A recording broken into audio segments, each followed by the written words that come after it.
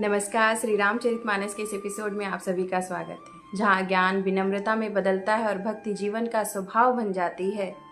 श्री रामचरितमानस के इस प्रसंग में गोस्वामी तुलसीदास जी एक अत्यंत सूक्ष्म सत्य प्रकट करते हैं। वे बताते हैं कि राम कथा का वास्तविक फल केवल शास्त्रों का ज्ञान प्राप्त करना नहीं, बल्कि अपने जीवन को इस प्रकार रूपांतरित करना है कि मनुष्य के विचार, वाणी और आचरण स्वयं धर्म का स्वरूप बन जाए। यह कथा बाहर से सुनाई देती है, परंतु उसका वास्तविक श्रवण भीतर की आत्मा करती है।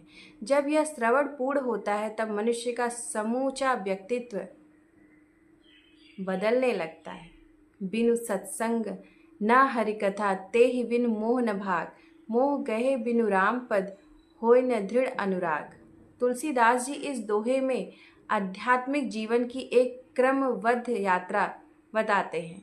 बिना सत्संग के हरिकथा का वास्तविक रस प्राप्त नहीं होता। हरिकथा के बिना मोह दूर नहीं होता और मोह के रहते भगवान श्री राम के चरणों में दृढ़ प्रेम उत्पन्न नहीं हो सकता। इसका अर्थ यह है कि आध्यात्मिक उन्नति किसी एक घटना का परिणाम नहीं, बल्कि निरंतर आत्म परिष्कार की प्रक्रिया है। मनुष्य जिस वातावरण में रहता है, उसके विचार भी उसी दिशा में विकसित होते हैं। यदि जीवन श्रेष्ठ संगति से जुड़ता है, तो धीरे धीरे उसकी दृष्टि बदलती है।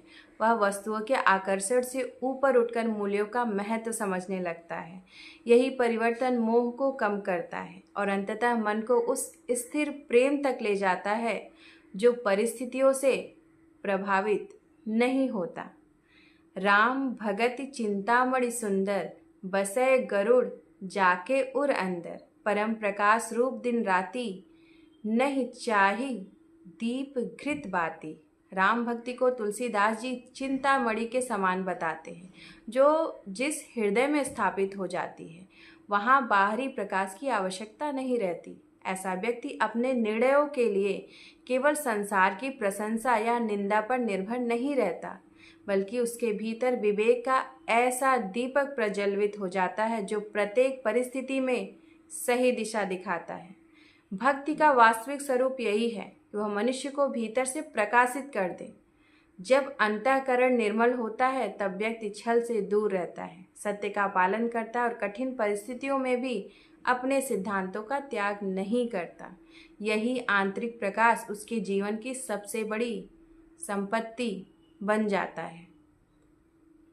ज्ञान कहे अहंकार ना आवे, प्रेम बिना परम पद पावे, दया क्षमा शील समेता, तिन्ह बिनु भक्ति रहे अधलेता। इस प्रसंग का गूढ़ संदेश यह है कि ज्ञान यदि विनम्रता न दे, तो यह केवल सूचना बनकर रह जाता है। भक्ति यदि प्रेम, दया और क्षमा में परिवर्तित ना हो, तो वह केवल बाहरी आडंबर बन जाती है। तुलसीदास जी स्पष्ट करते हैं कि ईश्वर तक पहुँचने का मार्ग केवल बुद्धि से नहीं, बल्कि करुणा से होकर जाता है। जिस व्यक्ति का ज्ञान उसे दूसरों से श्रेष्ठ होने का अहंकार दे, उसने अभी ज्ञान का सार नहीं पाया। वास्तविक ज्ञानी वही है जो जितना अधिक जानता है, उतना ही अधिक विनम्र होता जाता है। उसका व्यवहार मधुर होता है, उसकी दृष्टि समभाव से भरी होती है और उसका जीवन दूसरों के लिए आश्रय बन जाता है। संत हृदय नवनीत समाना, पर दुख देखि द्रवे अकुलाना, करुणा धार वह मन माही, ताहि निकट हरि दूर न जाही। तुलसीदास जी संत के हृदय की तुलना नवनीत अर्थात मक्खन से करते हैं। जैसे मक्खन अत्यंत कोमल होता है, वैसे ही संत का हृदय दूसरों के दुख को देखकर तुरंत द्रवित हो उठता है।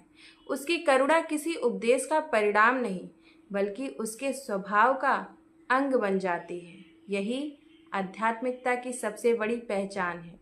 जो साधना मनुष्य को कठोर बना दे, वह अधूरी है, और जो साधना उसे अधिक संवेदनशील, अधिक दयालु और अधिक सेवाभावी बना दे, वही असली वास्तविक साधना है। जय श्री राम।